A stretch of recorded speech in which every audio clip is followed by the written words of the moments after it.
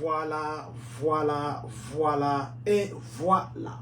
Très chers membres de cette très grande communauté humaine de partout dans le monde, bonjour, bonsoir, bon après-midi, comme nous le disons toujours. Ça dépend bien sûr de l'heure à laquelle vous allez nous suivre. Nous, c'est John Matanda Chipama. Nous nous excusons, nous sommes sur le 2, nous sommes sur Facebook, nous sommes sur TikTok en direct. Nous commençons d'abord par dire merci à vous qui nous encouragez, merci à vous qui nous conseillez, merci à vous qui nous appelez, merci infiniment, vous nous encouragez, vous nous envoyez les cœurs, vous nous donnez les conseils, nous vous disons infiniment merci. Nous venons encore, ça fait longtemps c'est vrai, sur Facebook, très chers membres de cette très grande communauté congolaise de Champagne-Kani, ça fait longtemps qu'on n'est pas venu en direct comme ça. C'est vrai que le temps, les boulots, les ceci, ça nous prend vraiment le temps. Nous n'avons pas le temps matériel. Sur TikTok, nous publions presque chaque jour. Nous vous disons merci beaucoup à vous qui nous suivez. Ça nous encourage, ça nous encourage. Vos suggestions, vos remarques, tout ce que vous nous dites, ça nous va vraiment droit au cœur. Peut-être que vous verrez que je ne regarde pas tout droit. J'ai des caméras devant moi, excusez-moi, ma tête balancera de temps à autre. Nous commençons d'abord par dire merci à Dieu qui a permis à ce que nous et vous nous soyons connectés en ce moment. Merci à vous qui êtes connectés. Merci à vous qui serez connectés. Vous êtes sur TikTok, vous appelez Gabriel Adetola. Merci infiniment. Sur Facebook, vous appelez Maman Lour la Suprême. Merci infiniment. Sur TikTok, Maman Finda ou Papa Finda Njama. Nous sommes infiniment reconnaissants de vous savoir connectés en ce moment. Partagez ces directs. Nous allons donner quelques, pas des informations, mais nous allons quand même partager, je crois, pendant 40-50 minutes.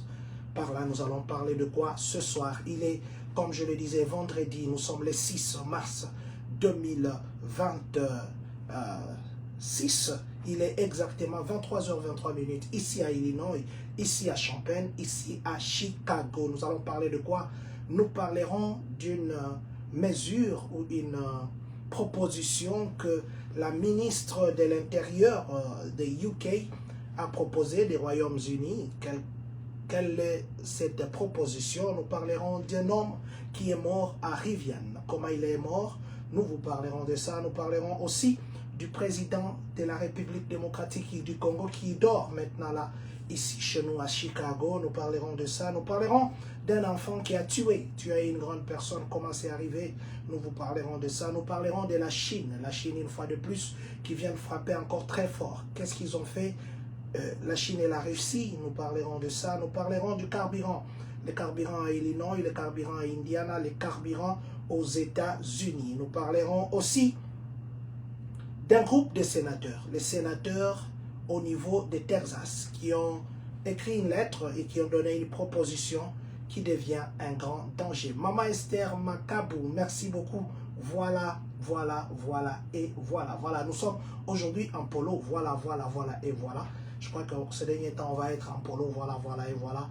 Pour que nous puissions pérenniser cette façon de faire les choses. Qu'est-ce que nous allons commencer par? Nous commençons d'abord par Riviane. Riviane, en fait, c'est une compagnie qui fabrique des voitures qui se trouve à Normo. Quand nous partons à Normo, avant d'arriver à Bloomington, il y a Riviane qui fabrique de très belles Jeeps, de très belles voitures qui s'appellent Riviane. Hier, il est arrivé un incident.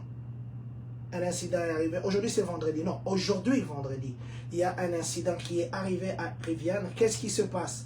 Un monsieur de soixantaine qui s'appelle Kevin Langster, qui était un sous-traitant. On l'a retrouvé. Il travaillait. Alors, semi-remorque, ça faisait un semi-remorque, ça faisait des manœuvres et il s'est coincé entre les quais de déchargement, plutôt des chargements. Ceux qui travaillent dans des compagnies, ils savent que des remorques reculent jusqu'à s'aligner avec les quais de déchargement, où maintenant il y a même des forklifts qui peuvent entrer et sortir. Alors, monsieur s'est coincé là-bas pendant 20 minutes. Là, nous sommes hier à 13h, non, aujourd'hui à 13h44. Les secours sont venus. Les secours sont venus, on a appelé les sapeurs-pompiers. Le temps qu'ils puissent l'enlever là-bas, il avait déjà des très graves blessures. Quelqu'un de 61 là, coincé là-bas. et on l'a amené à l'hôpital. L'hélicoptère est même venu. À 14h33 minutes, il a rendu l'âme.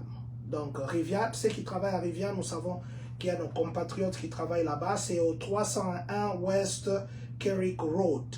C'est là que ça se trouve, ici à Normand. Quelqu'un est mort là-bas. Ce n'est pas un Congolais, bien sûr. Si nous parlons de ça, parce qu'il y a nos compatriotes qui travaillent là-bas. Aussi, il y a nos compatriotes qui, deux fois, ils entrent dans des remorques pour décharger, pour charger des choses ou bien pour travailler. L'espace qui est entre une remorque, parce que des fois, ça laisse aussi des petits espaces comme ça. Il faut faire très attention. Il y a des gens qui ont raté la mort comme ça. Parce que surtout quand il fait froid, la remorque peut être stationnée.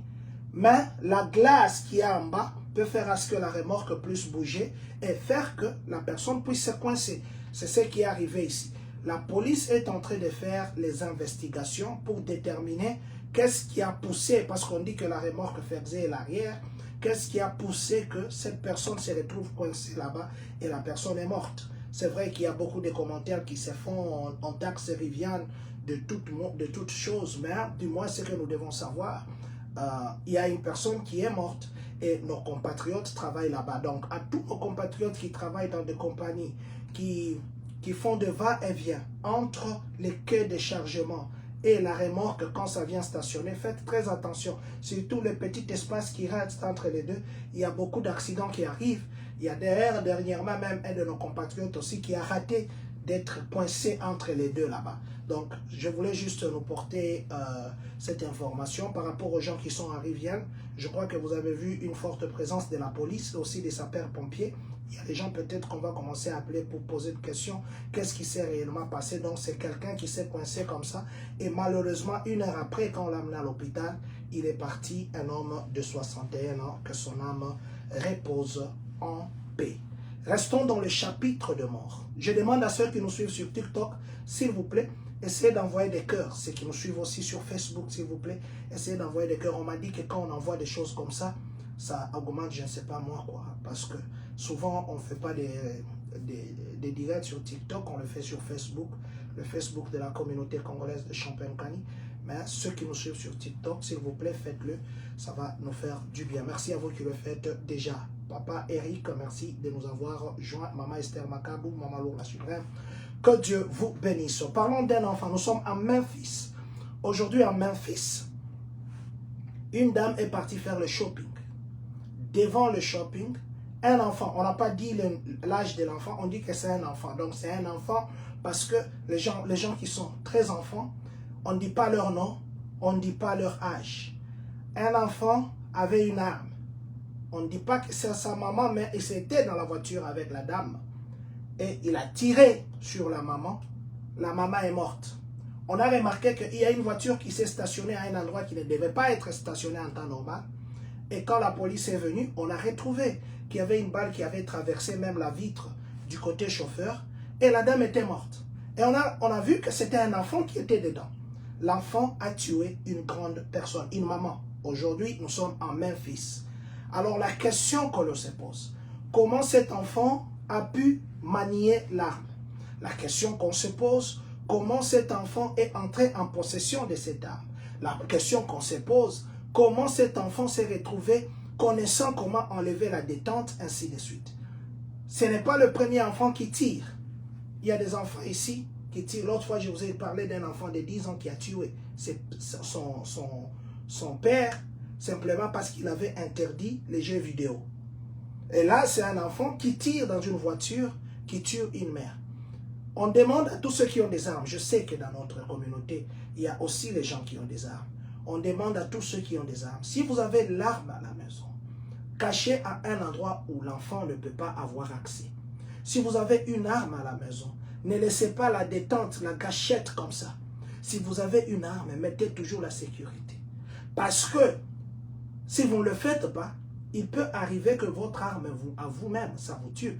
Comme c'est le cas de cette dame. C'est vrai que la famille est venue, je crois, j'ai publié la vidéo sur le Facebook de la communauté. Pour ceux qui sont avec nous sur la communauté, nous avons publié une vidéo, mais ceux qui ne sont pas sur le Facebook de la communauté, du moins, je parle. Peut-être après ici, je ferai un tout petit live sur TikTok. Parce que là, ici, ça ne va pas rester. Mais ce que nous allons publier après, ça restera. Donc, l'enfant là a tué la maman en tirant la balle. La police est en train encore de faire l'enquête. Mais jusque-là, on parle d'une tuerie par erreur d'un enfant. Est-ce que l'enfant jouait avec l'arme et c'est arrivé jusqu'au pire? Ça, on ne sait pas. Donc, c'était juste pour nous dire, soyez prudents. Quand vous avez une arme à la maison, cachez ça, ne mettez pas ça à la portée de vos enfants. Le prix de carburant, vous savez que pour le moment, l'actualité est dominée par la guerre en Iran. Bien que, il y a les gens qui s'opposent, les Américains, il y a les Américains qui s'opposent, qui disent que non, on ne doit pas intervenir en Iran. Les Américains ne doivent pas aller mourir là-bas. Vous avez vu, j'ai passé une vidéo d'un ex-marine, d'ailleurs qu'on a pris de force pour l'enlever de l'endroit où s'était née l'audience, qui a demandé pardon après. Avant-hier, il a demandé pardon, mais du moins, il a passé un message. Aujourd'hui, il y a les États-Unis qui commencent à vivre ça. Si vous vivez à Illinois, la semaine, il y a une semaine ou deux, les carburants, c'était jusqu'à 2,24, 2,19 par là. Hier et aujourd'hui, si vous allez, les carburants se négocient entre 3,32 et 3,29. Et on a remarqué que Illinois et Indiana, je parle de ces États qui sont à côté, les autres États, d'ailleurs, les prix avaient déjà augmenté de presque 15%. Parce que là, on parle sur le plan national, les carburants est revu à la baisse jusqu'à 10%. D'ailleurs, American Airlines a même annoncé que si ça continuait comme ça, papa, ton ange gardien, merci beaucoup, mon papa, ton ange gardien, merci papa, que Dieu vous bénisse. Donc, je disais qu'on a même annoncé que si ça continuait comme ça, American Airlines aussi va revoir le prix de billets d'avion à la hausse. Donc ça se prépare déjà. Mais c'est que nous devons savoir que si vous êtes à Illinois, vous êtes à Indiana, le carburant, la moyenne d'augmentation du carburant sur le plan national ici aux États-Unis, c'est de 10%. Illinois, déjà, il n'y a pas un endroit où le carburant se négocie maintenant à 2 points quelque chose de dollars. Le moins cher que j'ai vu hier, je suis allé dans une pompe là, je voulais acheter le carburant, je vis que c'était 3,29. Je me suis dit, oh, le carburant, donc c'est vrai qu'on ne sent pas ça. L'essence, parce que Illinois, ça a augmenté de 34 cents. Et puis Indiana, ça a augmenté de 43, plutôt 41 cents. C'est vrai, peut-être qu'on ne sent pas ça. On ne sent pas que c'est l'essence qui s'augmente, mais du moins, c'est une augmentation. Donc, je voudrais nous dire ici que si cette guerre continuait, c'est vrai que nous ne sentirons pas comme ça le coût. Parce que nous avons peut-être l'habitude d'aller mettre les carburants sans calculer l'essence. Et imaginez déjà, si vous achetez 4 gallons, ça faisait qu'en temps normal, déjà, vous pouvez ajouter un autre gallon. Mais au lieu de 5 gallons, maintenant, nous allons nous limiter à 4 ou bien 3,5. Donc, le carburant est revu à la hausse et ça peut avoir des impacts négatifs. Je parlais avec quelqu'un qui envoie des conteneurs hier. Il a dit que pour le moment, ils sont en train d'observer parce que les prix aussi d'exportation, de quitter ici, envoyer là-bas, ça risquerait aussi d'être à la hausse. Or, vous savez que si les transports augmentent, ça veut dire comme impact, le prix de la marchandise locale aussi augmentera. C'est vrai que le président Donald Trump, aujourd'hui, il a dit que non, c'est vrai que nous avons constaté un peu de changements sur le plan de carburant, mais il a promis, il a dit dans peu de jours, le carburant d'ailleurs baissera même au niveau que ça n'a pas été auparavant. Essayons, et plutôt, comme on dit, wait and see. Il y a aussi des gens qui disaient que non, ils doivent commencer déjà à faire de petites réserves de nourriture, ainsi de suite. Bon, jusque-là, les États-Unis ont dit qu'ils ne sentent pas encore directement la menace, mais ils ont demandé, surtout les gens qui ont des emails du travail, les gens aussi qui ont l'habitude d'accepter n'importe quel lien qu'on vous envoie, vous ouvrez. Ces derniers temps, même le président Trump, d'ailleurs, hier, il a même écrit qu'ils font un effort pour s'attaquer au scam international et à la cybersécurité. Il y a maintenant les hackers, surtout les banques, sont rouges et tous ceux qui utilisent des réseaux informatiques parce qu'ils disent que cette guerre risquerait de se retourner, que ça sera une guerre d'Internet, une guerre des hackers et puis des virus qu'on va commencer à envoyer dans des serveurs. Donc c'est pourquoi ils sont en train de s'atteler à plus se focaliser du côté de cybersécurité. Aussi d'ailleurs, les États-Unis aujourd'hui, ils ont accusé la Russie de livrer des informations à l'armée iranienne sur la position des Américains. Voilà. Ils ont accusé aujourd'hui, est-ce que c'est vrai? Ils ont des informations que nous n'avons pas. Je dis toujours, quand quelqu'un dirige, il est très bien informé, il n'a pas d'informations que nous avons, il a autre information. Voilà, je voudrais juste que nous puissions savoir que ces derniers temps, il faut bien gérer vos carburants quand vous roulez et puis contrôlez, ne marchez pas, ne roulez pas en désordre sans que vous ne puissiez avoir un programme fixe. Parlons maintenant de la Chine. La Chine qui veut adopter. Vous savez d'abord que les cancers, s'il y a quelque chose qui tue ou qui fait dépenser beaucoup d'argent, c'est les cancers. Aux États-Unis aussi, il y a des trucs là de diabète.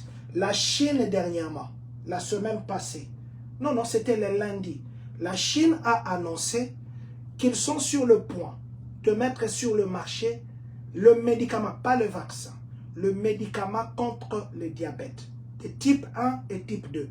D'ailleurs, ils ont dit qu'ils vont lancer ça sur le marché très bientôt. Ils ne parlent pas d'un vaccin, ils parlent d'un traitement de diabète qu'ils ont découvert et ils vont bientôt lancer ça sur les marchés. De l'autre côté, il y a les Allemands, et plutôt les Russes qui ont trouvé le médicament des cancers, plutôt le vaccin. Je parlais de vaccins, je parlais de médicaments. Les Russes ont trouvé le vaccin des cancers. Maintenant, le vaccin des cancers que les Russes ont trouvé, c'est que les Chinois veulent acheter ça, ils veulent adopter ça. Et maintenant, on dit que les autres pays mondiaux risqueraient de combattre ça. Pourquoi?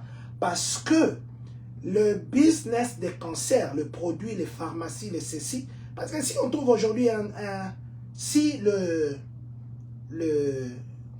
comment on appelle ça, le vaccin est accepté, ça veut dire que les business, les gens qui sont dans le business des cancers, les cancers, comme ils savent que c'est une maladie chronique, leur business va être freiné. Est-ce que ça sera accepté sur le plan mondial? Mais du moins, les Russes déjà ont ça, et les Chinois, ils ont annoncé qu'ils vont accepter le vaccin russe contre le cancer, parce que ces vaccins-là, ils vont stimuler, donc le vaccin va stimuler le système immunitaire pour cibler et détruire les cellules cancérogeuses.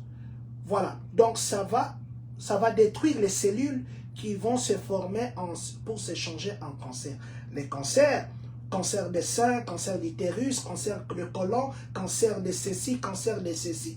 C'est une maladie qui tue chaque jour.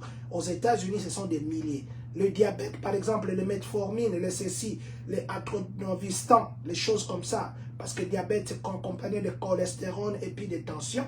C'est l'entreprise qui fonctionne, c'est un business que je dois dire comme ça. Maintenant, les Chinois, eux, j'ai lisé même les commentaires, les gens disaient que non, ils vont aller en Chine parce que si c'est vrai, c'est que ça c'est vrai. Parce que si quelqu'un il peut dire, je vais prendre le produit contre la maladie de diabète que j'ai type 1 ou type 2, il va payer le billet de $1000, $2000 en aller en Chine, acheter ça, je ne sais pas à quel prix on mettra, bien que peut-être que l'assurance ne va pas couvrir. Si là-bas on peut lui demander $5000 et qu'il ait la guérison, je crois que beaucoup de gens, c'est des milliards qu'on va avoir là-bas, des milliards et des milliards. Donc, la Chine a mis au point le produit pour traiter les deux types de diabète, type 1 et type 2.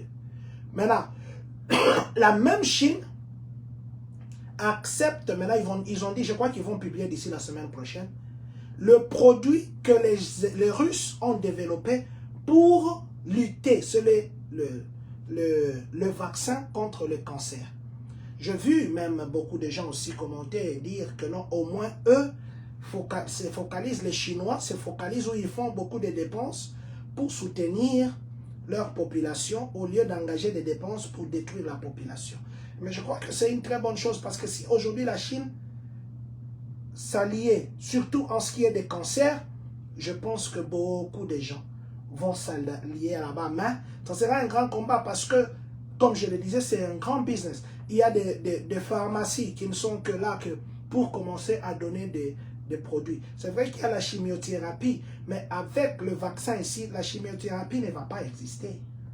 Donc, je crois que très bientôt, les gens qui sont dans la pharmacie, là, les gens qui sont dans les trucs, ils auront une diminution sensible des clients. C'est vrai que le président Donald Trump, il a fait les Trump Serving, les trucs là des médicaments, qui va commencer au mois de juillet. Et c'est une très bonne chose parce que je suivais les témoignages de quelqu'un.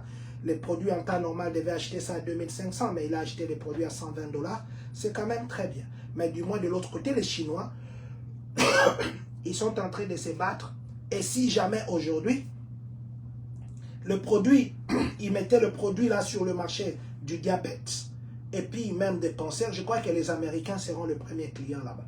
Voilà, donc je voudrais juste nous dire que nous puissions savoir. Je vais parler maintenant de quoi? Je crois que je vais terminer avec les trucs ici du président Félix Tshisekedi à Chicago. Parce que nous sommes dans les suburbs de Chicago, dans les environs de Chicago. Je crois que je vais terminer par ça. Parlons d'abord de la signature. Et puis nous allons parler aussi, nous irons à Londres. Commençons d'abord ici chez nous aux États-Unis. Tous ceux qui nous suivent sur TikTok, s'il vous plaît, envoyez-nous des cœurs. J'ai vu une personne là-bas, cœur comme ça, couleur orange, je ne sais pas ça veut dire quoi, une personne, et les autres c'est rouge, ça monte, je ne sais pas TikTok, comment ça fonctionne, ça me fait que les 10 ici, ça sera 2 mois sur TikTok, 2 mois avec 1400 et quelques. Merci beaucoup à vous qui nous suivez sur TikTok. Conseillez-nous, donnez-nous des suggestions, nous sommes très ouverts. C'est vrai, je l'ai dit encore, je le répète, il y a des gens qui me disent, Boni Boyko, bah voilà, et les qui, tout ça. Vous savez, les gens qui écrivent, hein, ils savent que quand on commence un livre ou quand on commence une dissertation, il y a ce qu'on appelle la capture du lecteur. Capturer, en anglais on appelle hook. Donc, vous devez dire un mot pour capturer vos lecteurs. Et moi, mon style, c'est le voilà. Et là, quand je dis voilà, je regarde qui est déjà là, c'est que le son, je dois arranger. Ne m'en tenez pas rigueur, je crois que prochainement, on va s'améliorer. Mais pour le moment, c'est voilà, et voilà. Voilà, donc c'était juste pour rigoler. Donc, je disais ceci.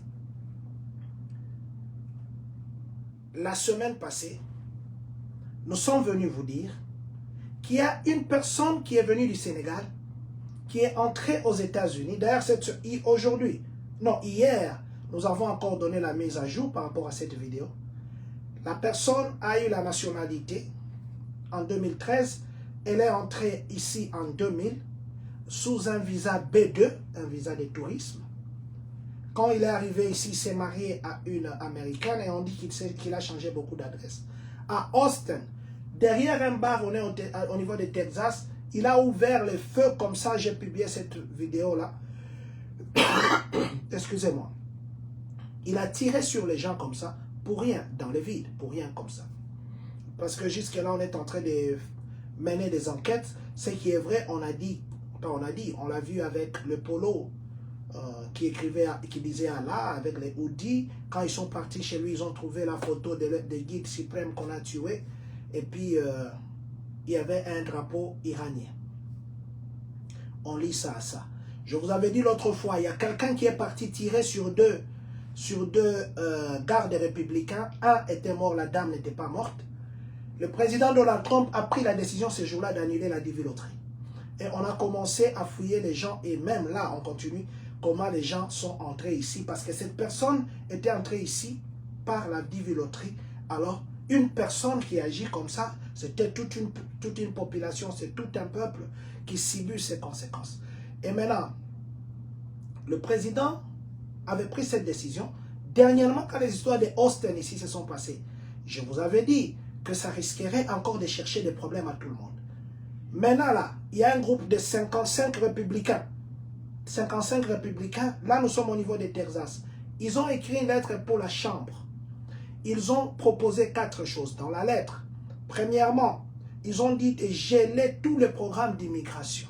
Geler tous les programmes d'immigration, ça veut dire que pour l'immigration, pour le moment, on arrête d'abord. Deuxièmement, ils ont dit que l'on puisse financer intégralement, le département d'Homeland Security. Vous savez, le département de Homeland Security ici, même le shutdown du gouvernement ici, c'est parce que les républicains et les démocrates ne s'accordaient pas ou ne s'accordent pas, surtout sur le financement de DHS. Et bien qu'on a démis de ses fonctions Kristi Noem, elle est partie, on l'a remplacée par une autre. Je vous ai fait suivre des vidéos où on lui demande même est-ce qu'elle a eu des relations intimes avec l'autre qui était directeur de campagne du président Donald Trump. Elle a manqué, comme à dire. Elle a acheté un jet qui avait même une chambre de luxe dedans.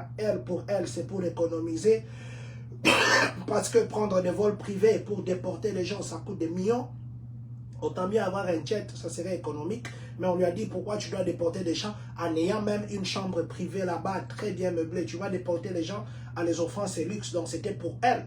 Et il y avait beaucoup de compromissions. Et puis quand on a tué aussi ici à Minnesota les 2 personnes, c'était des compromissions. Voilà, donc je disais que ils ont proposé aussi que l'on puisse intégralement financer les DSS, les DHS, le département d'Homeland Security. Deuxième exigence, ils ont aussi demandé qu'on puisse geler tous les H-1B visas. Les H-1B visas, ce sont les gens ici qui viennent sous le visa de travail. Aussi, ils ont dit qu'ils puissent renforcer les ressources pour vérifier les problèmes ici. Que le problème d'abord que les immigrés posent. Et ils doivent d'abord se focaliser aux Américains d'abord. 55 républicains qui ont écrit ça. Ce sont des républicains qui sont dans la Chambre des représentants. 55 qui ont signé ça. Ça veut dire, ça commence au niveau du Texas. Demain, ils vont encore renforcer leurs mesures à cause de quelqu'un qui s'est décidé, lui, il se décide d'aller tirer sur les gens. Maintenant, ça sera la conséquence des autres. Parce qu'avant, on avait la personne là qui avait tiré les 2 gardes nationaux. Cette personne-là, excusez-moi, la décision du président Donald Trump s'était focalisée sur la diviloterie. C'est pourquoi vous avez vu, on a suspendu tous les visas immigrants. Mais maintenant, ici, on veut viser même le visa de travail. On veut viser même toutes sortes d'immigration. Et ils veulent revoir le protocole d'immigration. Et d'ailleurs même, la récente recherche qu'ils ont publiée il y a 2 jours, ils ont dit ceci. Les immigrés illégaux, ils sont en train de faire des dépenses à la hauteur de 236 millions de dollars chaque année que le trésor public, le contribuable américain, dépense pour soutenir les immigrés illégaux qui ne contribuent en rien. Ça, c'est ce qu'ils ont écrit selon leurs recherches. Donc, c'est pour dire ceci. Les Nigériens, et plutôt les Sénégalais ou l'Américain de cette origine qui a tiré ici à Austin, les républicains de Texas qui ont écrit cette lettre en demandant, pour eux, ils demandent qu'on se concentre maintenant aux gens qui sont ici sur place pour d'abord renforcer des mesures ici. Donc, la conséquence serait quoi? Très prochainement, parce que je sais que cette mesure passerait. Le président Donald Trump avait parlé, mais je crois qu'il n'est pas encore trop concentré parce que il y a des histoires ici de guerre d'Iran. Il était aussi très fâché, surtout qu'on a touché les ambassades, des représentants là-bas. On a touché, pourtant ils avaient des protections. Il était très fâché. Je crois qu'il est encore concentré là-bas. Quand il va tourner son regard encore sur l'immigration ici, vous verrez que même les F1, les visas F là, des études, ça risquerait aussi d'être frappé. Donc, je voudrais que nous puissions connaître les conséquences qui commencent déjà à être planifiées en ce qui concerne la dernière tuerie qui a eu lieu à Austin. Là, nous sommes au niveau de Texas. Voilà. Restons dans ce cadre-là d'immigration. Cette fois-ci, allons au Royaume-Uni. Je dis merci à vous qui nous suivez sur TikTok. Merci infiniment. J'ai vu qu'il y avait 31 personnes en ligne sur TikTok. Ça, c'est bien ça. TikTok, merci. Merci à vous qui nous suivez sur le Facebook de la communauté congolaise de Champagne-Kani. Je vois Papa Moké qui nous suit actuellement. Que Dieu vous bénisse, Papa. Merci infiniment. Merci à vous qui êtes sur TikTok. Je vois un nom là qui est en bas. Shadrach Moïka. Merci infiniment. Que Dieu vous bénisse. Continuez à nous envoyer des cœurs. Ça fait du bien. Merci beaucoup. Nous allons maintenant au Royaume-Uni. Le Royaume-Uni, leur ministre de l'Intérieur, qui n'a, le nom là n'est pas un nom très anglais, Shabana Mahmoud. Shabana Mahmoud, c'est la dame qui est ministre de l'Intérieur. Ministre de l'Intérieur a proposé, parce qu'elle a dit ceci, il y a 150 nouveaux immigrés qui sont venus pour demander l'asile. Je vous avais dit l'autre fois qu'il y avait des pays qui avaient accepté de reprendre leurs immigrés illégaux, qui ont déjà eu des refus là-bas d'asile. Le Congo s'était opposé, l'Angola s'était opposé, le troisième pays, la Namibie. La Namibie, ils avaient après accepté. Ils avaient accepté qu'ils ne puissent pas reprendre leurs gens parce que le UK les a dit ceci. Si vous refusez de prendre vos gens, nous allons vous imposer la restriction de vos autorités. Ça veut dire, vous les officiels, vous ne viendrez plus jamais en Angleterre. Alors quand on les a menacés comme ça, les autorités de ces trois pays-là, l'Angola, la RDC, la République démocratique du Congo, et puis la Namibie, ils ont accepté finalement de reprendre leurs gens. Mais il y a les gens qui continuent à partir, et la ministre de l'Intérieur, Shabana Mahmoud, a proposé que l'on puisse donner jusqu'à 40 000 livres sterling. Maintenant, 40 000 livres sterling par famille. Par famille, 40 000 livres sterling, ça fait aux alentours de 53 574 dollars. 53 574 dollars qu'on remette à ces gens pour qu'ils quittent le UK dans une semaine. Ça veut dire quoi?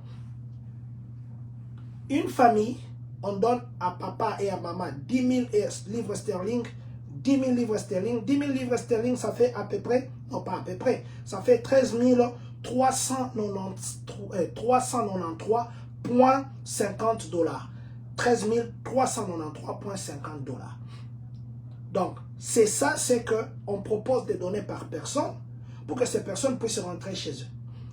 Pourquoi elle propose cela?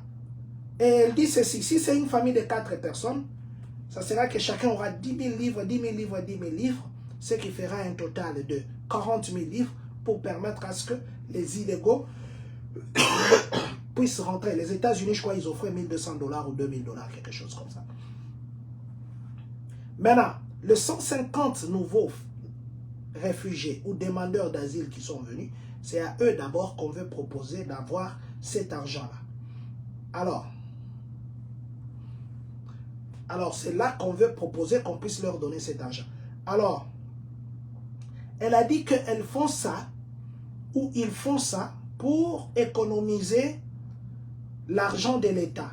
Parce que, pour une famille, quand ils payent le frais d'hôtel, pour la famille qui vient demander l'asile, chaque famille, par année, je dis bien une famille, le frais d'hôtel qu'ils donnent en attendant la demande d'asile, ils payent pour eux l'hôtel, ils le donnent à manger. Chaque famille coûte à l'État des UK, des Royaume-Uni, par année, je dis bien par famille, 158 000 livres sterling. 158 000 livres sterling, si nous devons convertir en dollars américains, ça fait 211 617,31 dollars.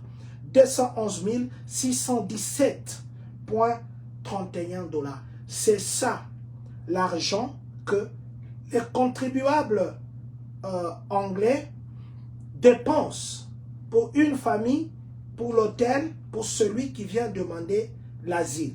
Alors il dit ceci, que de dépenser 158 000 livres sterling et de garder cette famille-là. Autant mieux qu'on leur donne 40 000 livres sterling, ça nous économise 118 000 livres que nous allons économiser par année et que les gens la partent. Les gens se sont levés, c'est vrai, les gens disent que 40 000 livres quand même c'est beaucoup d'argent, mais oui, en fait c'est beaucoup d'argent, 53 574 dollars c'est beaucoup d'argent quand même. Alors, elle a dit qu'il faudrait faire ça pour qu'ils puissent sauver, pour sauver l'argent du contribuable anglais. Est-ce que c'est une mesure qui va passer? Parce que, excusez-moi, ceux qui nous suivent souvent, nous avons l'autre fois d'ailleurs publié la liste des 4 pays où l'Angleterre refuse que les étudiants viennent. Parce que beaucoup de gens qui viennent comme étudiants, ils ont le visa d'études et après ils changent, ils deviennent asile. Ils demandent maintenant la demande d'asile. Il y a 4 pays qu'on a publié. D'ailleurs, j'ai publié déjà ça, j'ai même fait une petite vidéo dessus. Pour qu'ils ne puissent plus entrer. Ils sont en train de réchanger, réformer, restaurer, réorganiser leur système d'immigration. Voilà. Donc, ça, c'est ce que UK a proposé. Bien qu'il y a les gens qui disent, oh, c'est vrai, donc c'est cet argent-là, autant d'argent qu'on nous prend, nous, les contribuables. Parce que cet argent, c'est quoi? C'est l'argent de ces gens qui travaillent. On nous prend des taxes, on nous prend des taxes, et des taxes mises ensemble. C'est ça, c'est qu'on soutient les réfugiés ou les demandeurs d'asile. Donc, les Anglais disent que c'est beaucoup d'argent. C'est vrai qu'on peut leur donner l'argent, mais pas 40 000 livres sterling, peut-être moins que ça. Voilà. Attendons voir comment ça se passera, mais du moins, ils ont proposé quand même une belle somme. Je ne pense pas que quelqu'un refuserait d'avoir 13 393 $ pour rentrer. Je ne pense pas que quelqu'un... 10 000 livres sterling, tu es seul, on te donne comme ça. Je crois que les gens ne refuseront pas. Bon, du moins, je crois. Voilà, ça c'est UK. Nous allons terminer maintenant par le dernier point. Vous savez, généralement, nous ici, nous refusons de parler politique, si je dois dire comme ça. Nous sommes une communauté, nous sommes l'église au milieu du village. Mais s'il y a des choses que nous devons dire, nous devons nous les dire en tant qu'une famille. Nous devons nous le dire comme ça. Nous avons été informés que le président de la République démocratique du Congo, M. Félix Tshisekedi, est ici chez nous. Si je dis ici chez nous, ça veut dire qu'il est ici à Chicago. Chicago, c'est 2 heures d'ici chez nous. 2 heures de voiture. Et il y a beaucoup de gens même qui habitent Champagne, qui se considèrent, qui disent aux gens, moi j'habite à Chicago. Non, nous sommes loin de Chicago, mais nous sommes dans les environs. Et si j'ai une bonne mémoire, c'est la première fois que le président Tshisekedi arrive à Chicago. Chicago qui est une très grande ville, je crois que c'est la 3e grande ville américaine. Que les gens croient que c'est ça la capitale d'Illinois, Illinois qui est un État. Mais la capitale, c'est Springfield. Springfield, beaucoup de gens ne connaissent pas ça. Ils prennent exemple, plutôt, ils prennent référence de Chicago. Chicago, ce n'est que la grande ville. Le président arrive pour l'enterrement du pasteur.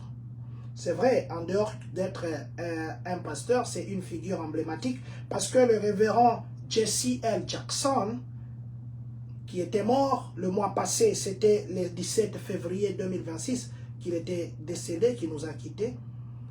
J'ai vu beaucoup de gens publier ces photos, mettre sur leur statut et ainsi de suite. Le révérend Jesse L. Jackson, aujourd'hui, le vendredi, on a fait les services. Les services, c'est vrai, c'est qu'on dit visitation et puis les gens, tout ça. Les gens vont passer pour s'incliner devant le corps, tout ça. Ils ont tenu dans un endroit qui a la capacité de 10 000 personnes. J'étais en train de fouiller la liste des officiels qui étaient invités. J'ai vu qu'on a cité les gouverneurs, les JB, les autres, tout ça. Le président Donald Trump était aussi invité, mais il n'est pas venu. L'ancien président Obama était là, l'ancien président Bill Clinton était là, l'ancien président Joe Biden était là. Ils ont même parlé d'ailleurs. Ils étaient parmi les gens qui devaient parler. Michelle Obama aussi était là. Sur la liste officielle que je regardais, j'ai vu ces noms. Je suis allé chercher dans les autres, qui n'étaient pas la liste qu'ils avaient publiée officiellement. J'ai vu que le président Ramaphosa était là, et le président Félix Tshisekedi était là. Il a assisté aujourd'hui. Il sera là aussi demain. Je crois que demain, après les avoir assisté, il va quitter pour aller au Congo. Pourquoi nous parlons de ça? Je vais vous donner les rapports. Je vais vous donner les rapports, et plutôt les programmes. Et puis, je vais dire pourquoi je parle de ça. Jesse L. Jackson, figure emblématique de la lutte pour le droit civique. Ici, il est connu de ça aussi, un pasteur. Aujourd'hui, vendredi, le 6 mars 2026, il y a eu service à Chicago. Le service a commencé à 11 h, mais comme il y avait des places limitées, c'était à peu près 10 000, ils étaient dans l'arena qui s'appelle House of Hope, qui est situé au 752 East 114 Street. Donc, 752 East 114th Street. Nous sommes à Chicago. Et ça s'appelle House of Hope. C'est là qu'ils étaient aujourd'hui à partir de 11 h. Mais les portes étaient ouvertes. Excusez-nous.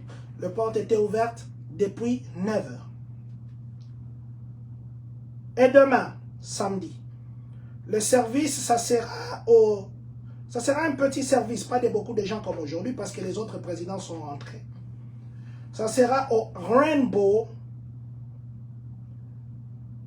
Rainbow, c'est là où ça va se tenir. L'adresse, ça va commencer de 10 h à 12 h, à 13 h 30, mais ils ont dit que ça peut aller jusqu'à 13 h. Et Stevie Wonder, ça sera parmi les gens qui vont chanter. Stevie Wonder, vous le connaissez avec sa voix cassée. Stevie Wonder sera là pour chanter. Il y aura beaucoup de chorales qui vont chanter. À 14 h juste, 13 h 30 ou 14 h juste, ils vont faire une procession pour aller l'enterrer. Et l'enterrement, ça sera au Oakwood Cemetery. Et le Oakwood Cemetery, ça se trouve à 1037 East 67th Street. Nous sommes à Chicago. Et le couloir là, ça s'appelle Sun Time Lee Bay. Donc le Sun Time Lee Bay, c'est là. Donc le cimetière, c'est l'adresse 1035 Est 67e Avenue. Nous sommes à Chicago. Et le nom du cimetière, ça s'appelle Oakwood Cemetery. C'est là qu'on va l'enterrer, avec un petit service des gens. Parce qu'aujourd'hui, c'est là qu'il y avait beaucoup de gens. Le président Félix Tshisekedi est ici chez nous. Le président Félix Tshisekedi est ici. Illinois, on l'appelle centre. Pourquoi? Illinois est entouré de beaucoup d'États. Michigan, il y a Michigan ici, Indiana, Ohio, Iowa, Kentucky. Ici, si tu avances un peu comme ça, Tennessee, il y a beaucoup d'États, d'ailleurs les autres que je n'ai pas cités. Il y a beaucoup d'États, Michigan, beaucoup d'États qui entourent Illinois. C'est pourquoi on appelle Illinois le centre. Illinois a beaucoup de Congolais. Illinois ici, nous sommes nombreux. Pas seulement Illinois. Indiana, il y a beaucoup de Congolais. Kentucky, il y a beaucoup de Congolais. Michigan, il y a beaucoup de Congolais. Ici, comment ça s'appelle? Wisconsin, il y a beaucoup de Congolais. Les États qui entourent Illinois, il y a beaucoup de Congolais. Et à ce que je sache, je crois que c'est la première fois que le président Tshisekedi vient ici à Chicago. Je n'ai pas vu officiellement qu'on a annoncé que le président viendra pour l'enterrement du pasteur Jesse L. Jackson. Je n'ai pas vu ça, à moins que les autres aient vu. J'ai vu les médias américains, je n'ai pas vu qu'on parle clairement comme ça des officiels qui sont venus. Ramaphosa, le président Ramaphosa était là, le président Tshisekedi n'a pas été là, ils sont ici, sur place. Nous avons des communautés ici où il y a beaucoup de gens. Nous avons beaucoup de problèmes. Il y a beaucoup de réfugiés ici congolais qui ont des problèmes, qui se voient peut-être abandonnés. Ici, il y en a beaucoup. Les communautés font des efforts qui ne sont pas soutenus ni par l'ambassade, ni par nos autorités au pays, mais ces communautés-là agissent au nom de la communauté congolaise. Mais un président de la République qui vient dans un endroit où il y a une forte concentration de Congolais. Je ne sais pas si on a dit à d'autres présidents des communautés, mais je parle avec beaucoup de présidents. Jusque-là, personne ne m'a dit qu'on leur a dit que le président viendrait. Un président de la République vient pour la première fois, là où il y a la concentration de la population congolaise, mais il n'officialise pas ça. Aussi, il ne cherche même pas à entrer en contact, même pas avec les communautés, même pas avec les présidents. Mais il y a des mérites ici. Nous avons des gens ici, à Bloomington ici. Monsieur Mboka Milambwe, qui a été dans ce pays, maire ici à Bloomington pendant longtemps. Nous avons des gens qui sont professeurs à UVI ici. Nous avons des gens qui ont des mérites. Nous avons nos gens qui ont fait l'armée américaine, qui sont les officiers américains. Les officiers américains d'origine congolaise. Ne serait-ce que ça, monsieur le président. Ne serait-ce que ça. Par patriotisme de respect autoritaire que les Congolais vous donnent, que votre protocole pouvait ne serait-ce que recenser les têtes qui nous représentent. On cherche un ancien maire qui est ici. On cherche un docteur qui est ici. Il y a un docteur congolais qu'on m'a dit. Un docteur. D'ailleurs, l'autre fois, quand je suivais son témoignage, j'ai dit, waouh. Il est parmi les rares chirurgiens ici aux États-Unis. Et on ne le voit pas, il voyage partout. Et ses services sont très demandés. Et ce sont les gens comme ça que quand le président, vous venez quand même, monsieur le président, votre protocole, vous prenez les gens qui viennent du Congo avec vous, une forte délégation pour un deuil. Excusez-moi de le dire comme ça, je vis de dire des choses comme ça, mais je dois les dire. Il n'y a pas besoin de venir avec une forte délégation de gens que vous connaissez déjà. Vous êtes avec dans vos bureaux chaque jour, vous le voyez. Ces gens-là ne vivent pas le problème que la communauté vit. D'ailleurs, vous avez parlé des élections qui devaient être les élections internationales. L'année passée, je crois qu'il y avait que, si c'est à peine 19 ou 29 personnes qui ont voté aux États-Unis, à peine, à moins que je me trompe le nombre. Nous sommes combien de milliers de Congolais ici? Je veux dire ceci. Un président de la République, c'est un symbole du pays. Vous ne pouvez pas arriver là où il y a vos compatriotes, même si vous ne rencontrerez jamais tout le monde. Moi, ici, je serais content que j'apprenne que le président est venu. Il a appelé tous nos frères et sœurs qui ont servi dans l'armée américaine. Nous avons nos sœurs ici. Il y a une sœur, une jeune sœur qui est maintenant en mission. Je ne veux pas dire là où elle est. Elle encadre. Si c'est plus de 70 quelques personnes, c'est une jeune sœur qui venait du Congo. Même si elle est d'aujourd'hui américaine, on dirait américaine d'origine congolaise. Mais monsieur le président vient ici, il est ici, il dort ici à Illinois. Mais c'est comme si c'était des bougies à l'oreille que le président est sur place. À quoi sert maintenant les Congolais qui sont ici, les Congolais des fois qui se voient abandonnés? Ces Congolais qui envoient des milliers, ces Congolais qui construisent là-bas, qui envoient de l'argent. Je viens ici dire que ceux qui sont à Ohio me contredisent, que ceux qui sont à Cincinnati me contredisent, que ceux qui sont à Columbus me contredisent. C'est la première fois que nous entendions que notre président est venu. Il vient toujours à Washington. Mais il vient quand même à Illinois central, à Chicago. Une ville où les gens peuvent conduire comme ça 2 heures. Ils sont là que de conduire 12 heures jusqu'à Washington là-bas. Les gens peuvent conduire 2 heures, 1 heure. D'ailleurs, même il y en a qui sont à Joliet là-bas, juste à côté. La communauté de Joliet. Je ne sais pas si vous étiez informé que le président de la RDC est ici. Que le président de la République démocratique du Congo est à Chicago maintenant là. Mais ce n'est pas quand même bien. Vous avez des protocoles. Et j'apprends qu'il y a une forte délégation qui vient de Kinshasa. Bon, à un moment, on se demande. À un moment, vraiment, on se pose la question. C'est comme si moi, je me déplaçais, je partais au Congo. Je vais amener une forte délégation des États-Unis, à moins que ce soit des investisseurs. Mais si ce ne sont pas des investisseurs, ce sont les gens qui vivent au Congo qui ont plus d'informations à me donner que moi qui vis ici. Monsieur le président de la République démocratique du Congo, vous êtes dans un endroit où il y a une très forte concentration des Congolais. Il y a des mérites congolais, pas seulement ici. À Kentucky, il y a beaucoup de mérites congolais. Nos frères soldats congolais qui sont ici, je vous salue de nous représenter au niveau des États-Unis.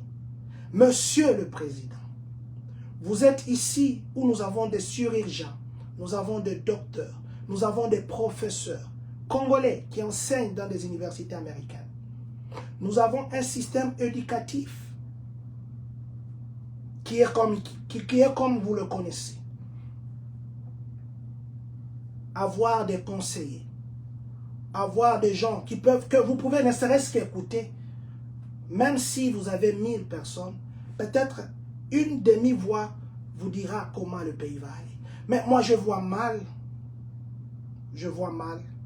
qu'un président de la République arrive dans un endroit où il y a, je respecte beaucoup M. Michel Ezonga, merci d'avoir écrit en lingala, mais du moins, je vais parler et puis je te reviens. Donc je disais, Monsieur le Président, nous sommes une communauté congolaise très forte. Ceux qui sont à Illinois ne me contrediront pas. À Champagne, ici, le dernier recensement, il y avait plus de 6000 Congolais. Là, ça fait 6 ans. Plus de 6000 Congolais. Plus de 6000 Congolais ici à Champagne-Kani. Plus de 6000. À ceux qui sont venus après, on n'a pas encore fait des recensements. À Chicago, là-bas, il y a beaucoup de Congolais. D'ailleurs, dernièrement, on m'a dit qu'il y a nos compatriotes qui ont été arrêtés. Et il y en a qui partent à des rendez-vous comme ça d'immigration, on les arrête. Il y en a qui partent comme ça à des rendez-vous, on les arrête. Donc, il doit avoir quand même les avocats qui peuvent aider ces frères-là qui sont en détresse. Parce que pour le moment, les avocats coûtent trop cher à nos compatriotes. Ils n'ont pas l'argent pour payer. Quelqu'un qui ne travaille pas, il n'a pas de documents, il ne travaille pas. Où est-ce qu'il trouvera 5 000 $ pour un avocat? Où est-ce qu'il trouvera 10 000 $ pour un avocat? Or, si on avait des organisations qui pourraient ne serait-ce que assister, même pas à 1000%, et pas à 100%, assister ne serait-ce que à 20% ce gens-là, je crois que ça sera un bon soutien qu'on pourrait amener à nos compatriotes. Parce qu'aujourd'hui, il y a des organisations de réfugiés. Je suis personnellement dans une organisation. Ici, c'est le Refugee Center. Je suis dans le board. On vote le budget. On vote comment affecter l'argent. Je connais combien d'argent, comment ils font pour avoir l'argent. Comment ils font? Ils demandent des dons. Ils font des appels d'offres. Ils ont des partenaires. On va donner autant. Ils vont dire, OK, nous avons 5 nouveaux venus. Nous devons nous les installer. Nous devons payer pour eux des maisons pendant 3 mois. Ce sont les contribuables. Ce sont les gens qui donnent cet argent. Et nous avons des gens qui ont de vrais problèmes. Ici, moi je parle d'Illinois parce que c'est là que je vis et je suis président de cette communauté. Je connais un peu beaucoup de situations. Il y a les gens qui ont vraiment des problèmes, ne serait-ce que d'avoir un simple avocat qui lui coûte beaucoup d'argent, il n'a pas où trouver cet argent. Si jamais on pouvait avoir des organisations, même peut-être que par ricochet, le soutien ne serait-ce qu'un minimum du pays pour soutenir nos frères qui sont dans des difficultés parce que pour le moment, l'immigration ne joue pas. Tu vas comme ça, tu crois que c'est un rendez-vous, mais tu arrives à ces rendez-vous, c'est pour qu'on puisse te remballer. Il y a les gens qui ont passé des dizaines d'années ici, qui ont tout investi ici, mais qui se voient aujourd'hui être refoulés. Et ils vont partir parler avec un avocat. L'avocat dit, avant que je ne commence ton dossier, donne-moi du cash, 4 500 $. Et ces gens-là qui n'ont pas eu le travail, qu'est-ce qu'ils vont faire?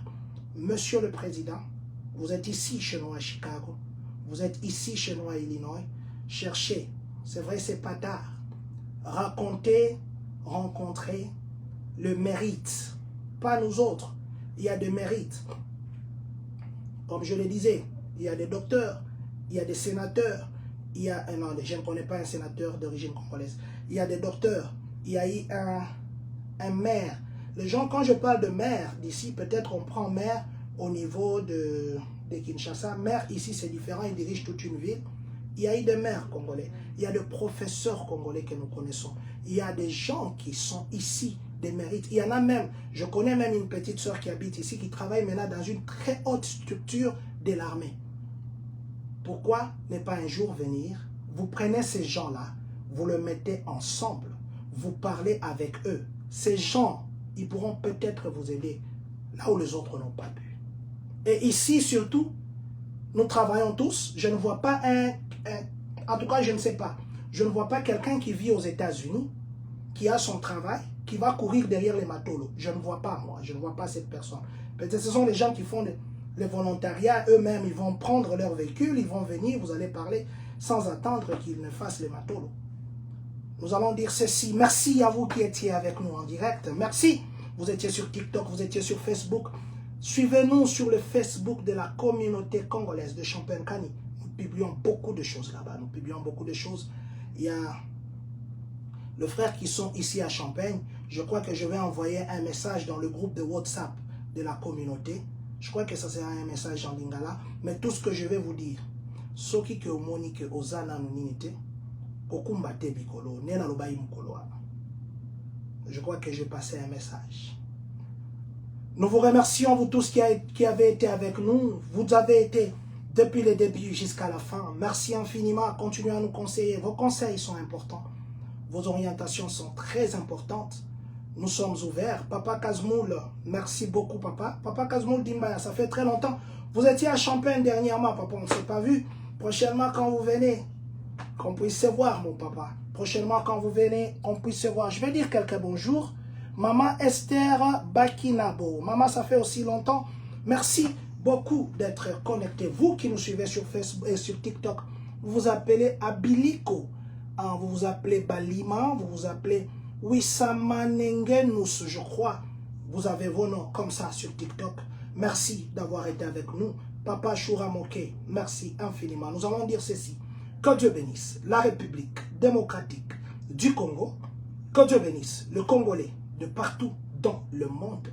Que Dieu bénisse vous qui êtes connectés en ce moment. Que Dieu bénisse les États-Unis d'Amérique. Et que, surtout, que Dieu bénisse les Congolais des Champagne-Kani.